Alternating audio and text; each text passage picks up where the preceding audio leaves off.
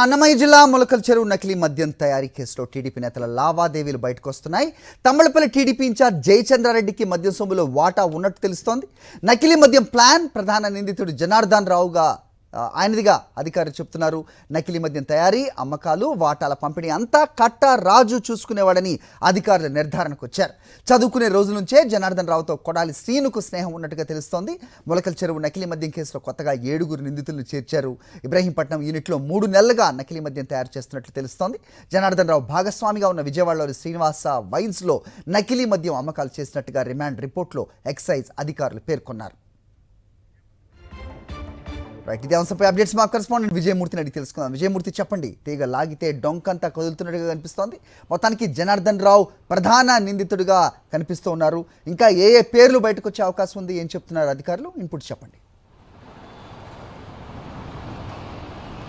హరి, ఆంధ్రప్రదేశ్ రాష్ట్రంలో సంచలనం సృష్టిస్తున్నటువంటి యొక్క నకిలీ మద్యం కేసుకు సంబంధించి ప్రధాన నిందితుడు జనార్దన్ రావు పైనే కీలకంగా దృష్టి కేంద్రీకరించారు ఎక్సైజ్ అధికారులు. దీంతో పాటుగా ఏదైతే ఆఫ్రికాలో ఎక్సైజ్ ఇది సంబంధించినటువంటి నకిలీ మద్యంలో ప్రధాన అనుమానితులుగా ఉన్నటువంటి తంబలపల్లి టీడీపీ ఇన్ఛార్జ్గా ఉన్నటువంటి జయచంద్రారెడ్డితో కలిసి లిక్కర్ వ్యాపారం నిర్వహిస్తున్నటువంటి జనార్దన్ రావు ఈ యొక్క ఆఫ్రికా నుంచి ఆంధ్రాకు ఈ యొక్క నకిలీ మద్యం సంబంధించి మూలాలన్నీ కూడా తంబలపల్లి నియోజకవర్గంగా కేంద్రంగా చేసుకుని భారీ ఎత్తున ఈ యొక్క ఆంధ్రప్రదేశ్ రాష్ట్రంలో కొన్ని చోట్ల ప్రామాణికంగా ఈ యొక్క నకిలీ మద్యం తయారీ యూనిట్లను నెలకొల్పాడు.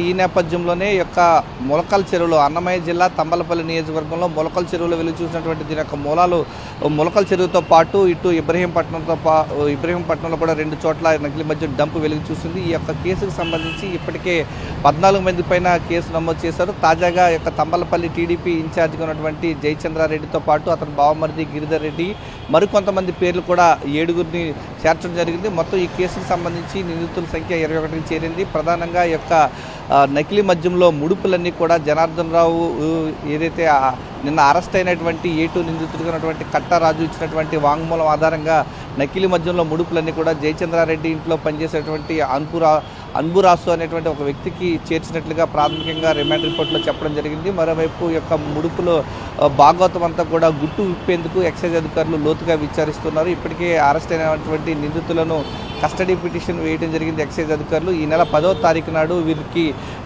ఏదైతే కస్టడీ పిటిషన్ ఇచ్చే అంశానికి సంబంధించి పరిశీలిస్తామంటూ యొక్క తంబలపల్లి కోర్టు ఇవ్వడం జరిగింది. ఈ నెల 10వ తారీఖు నాడు యొక్క కస్టడీ పిటిషన్ నిందితులు ఏదైతే 5 నిందితులు కస్టడీ తీసుకోవడానికి ఇప్పటికే ప్రాథమికంగా కోర్టులు వేసిన నేపథ్యంలో మరిన్ని వివరాలు వెలుగులోకి వచ్చేటువంటి అవకాశం కల్పిస్తున్నాయి. ప్రధానంగా టీడీపీ నేతల కనుసరణలోనే ఈ యొక్క నకిలీ మద్యం అంతా కూడా రాష్ట్రంలో పెను ప్రకంపనలు సృష్టిస్తున్న నేపథ్యంలో కూటమి నేతల్లో గుబులు పుట్టిస్తున్నారు. మరికొంతమంది టీడీపీ నేతల పేర్లు కూడా బయటకు వచ్చేటువంటి అవకాశాలు కనిపిస్తూ ఉన్నాయి.